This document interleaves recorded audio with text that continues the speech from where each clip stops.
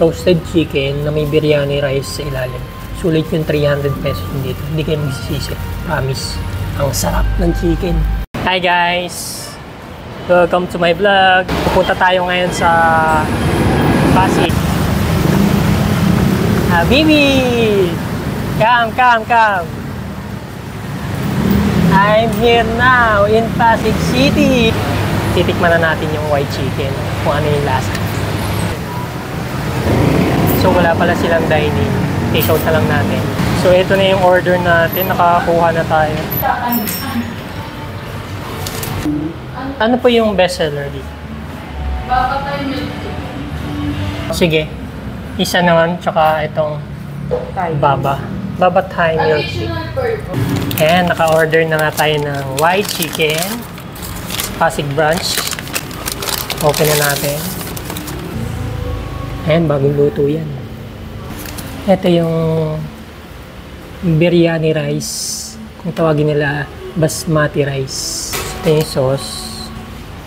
Guys, tikman na natin kung anong lasa.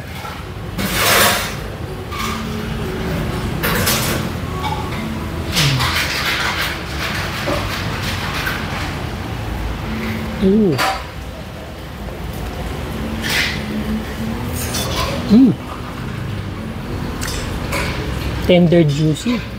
Malambot yung chicken niya. Yung karne. Swak sa lasa. Alam mo yung ano sa Makati Ab? Parang ganun. Yung roasted chicken nila. Ganun na ganun yung lasa. Oh. Ito naman na Lebanese. Yung Lebanese style roasted chicken.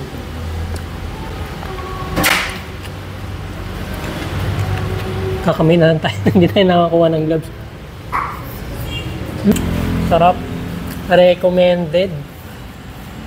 Actually guys, marami na siyang branches sa Metro Manila. Meron sa Pateros,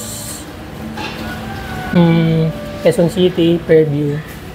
Dito sa, ito yung una nila sa main Pasig White Chicken. Diyan sila nag-start. Then meron na rin sa Cebu, Davao. Ngayon, Pangasinan, soft opening sila. And then, saan pa ba meron? Baguio, yun. Salamat kay ate, pinakain niya tayo dito.